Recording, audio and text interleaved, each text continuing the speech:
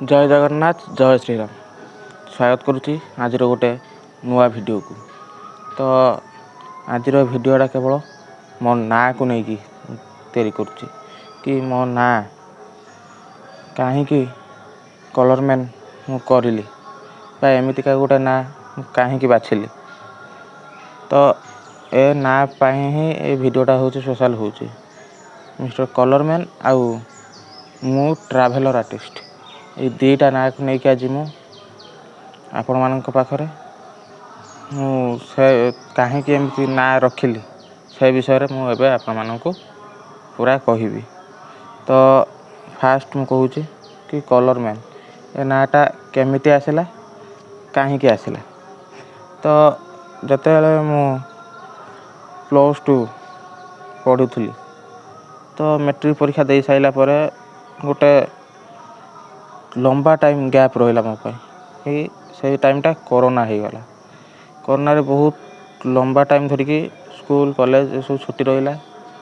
तो सही टाइम रे मु सब आर्ट करे जमती आगुरी भी कही से टाइम मो सब आर्ट करे सब आर्ट पाई बेसी टाइम देली सेठी। तो सही समय रे मो इंस्टा आईडी भी गोटे खोली थी से जेनुइन मो ना जहाँ थी से अनुसार रखी नाटा को। तो तापर कौन है ना मो मन को गोटे दिन एमती आसला कि समस्त तो समस्त ना रे सब खोलुंट आईडी। तो मु चाहिए मोर गोटे किसी स्पेशल ना रहा दरकार जो लोक मैंने मत गोटे यूनिक ना रे जानवे लोक मान गोटे भल पाइबा गोटे यूनिक ना आसो कि यही मत देखिले कि ये आइला सी आइला कि सेमती तो जेनुइन मो नाटा जहाँ थिला सेटा सर्च कले जमती बहुत सारा लोक आसवे नाई मुझा भाविली कि मोर गोटे एमतीका ना रखी जोटा कहीं केवे रखी नथिबे। तो ता सहित आहरी अनेक किछि भाविला परे कि कौन ना रखी। तो भाविला परे कलरमैन नाटी आइला। तो केमती आइला ना मु सब चित्र करे ये चित्र को लेकिन सब कहली गोटे अलग ना करी। तो से चित्रर नहीं कि कौन गोटे ना हो पार।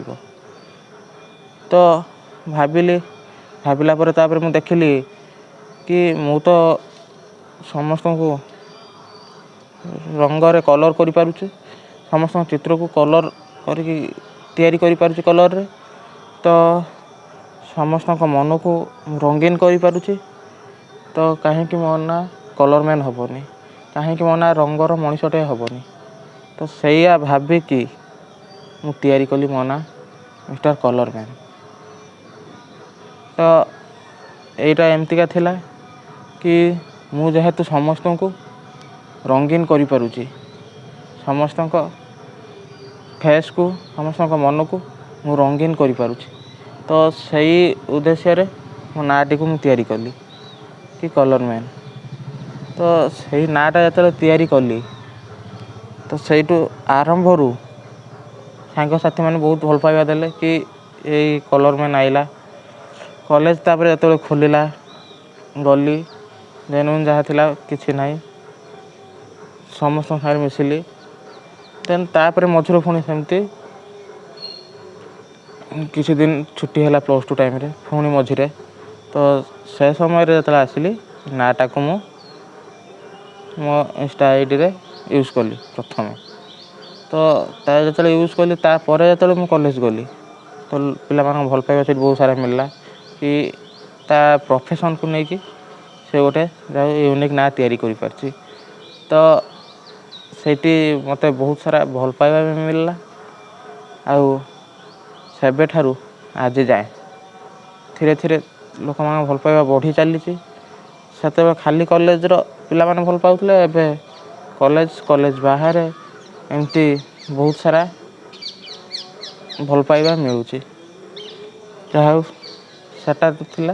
तापर एबे गोटे नुआ नाटे मु पुणी तैयारी कली कौन ना मु ट्राभेलर आर्टिस्ट ସେ ନାଁଟା କାହିଁକି ତିଆରି ହେଲା ବା ସେମିତି ନାଁ ରଖିବାର କାରଣ କ'ଣ କି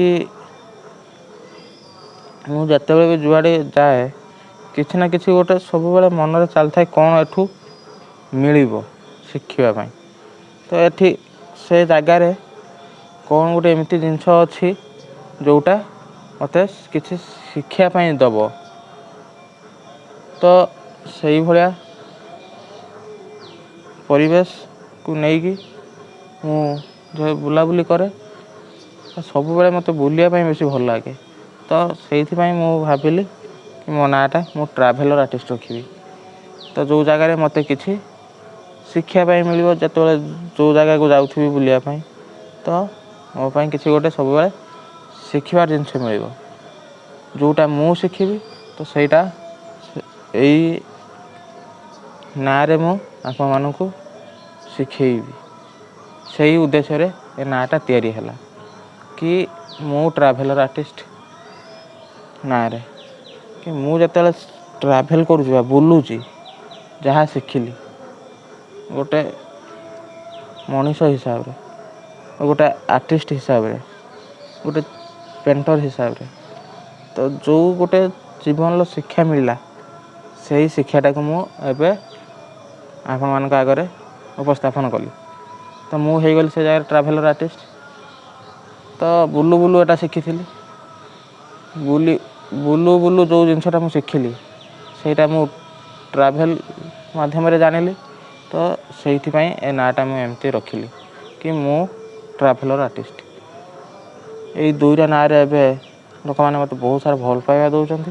ସେଥିପାଇଁ ଆପଣଙ୍କୁ ବହୁତ ବହୁତ ଧନ୍ୟବାଦ କି ଏତେ ସାରା ଭଲ ପାଇବା ଯାହା ହଉ ଏଇ ସୋସିଆଲ୍ ମିଡ଼ିଆ ମାଧ୍ୟମରେ ଆପଣମାନେ ଦେଉଛନ୍ତି। ଆଉ କିଏ ତ କହେ ସୋସିଆଲ୍ ମିଡ଼ିଆ ବହୁତ ସାରା ଖରାପ କି ବହୁତ ଖରାପ ଜିନିଷ ଏହା ଭିତରେ ଅଛି କି ମୁଁ ସେଇଟା କେବେ ବି ଦେଖିନାହିଁ।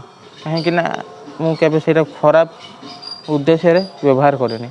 ତ ଅନେକ ଲୋକ ଅଛନ୍ତି ତାକୁ ବ୍ୟବହାର କରନ୍ତିନି କିନ୍ତୁ ତାକୁ ଖରାପ ଉଦ୍ଦେଶ୍ୟରେ ସବୁବେଳେ ଭାବନ୍ତି କି ସେ ଜିନିଷଟା ବହୁତ ଖରାପ କି ସେଟା ଗଲେ ସେ ଲାଇନ୍ରେ ବହୁତ ଖରାପ ହୁଏ। କିନ୍ତୁ କିଛି ୟା ଦେହରେ ଖରାପ ନାହିଁ ଯଦି ଆମେ ତାକୁ ଭଲ ଭାବରେ ନେବା।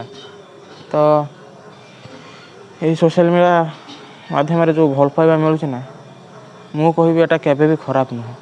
ତାକୁ ଆମର ଏଇଭଳି କିଛି ଲୋକ ଖରାପ କରିଦେଉଛନ୍ତି।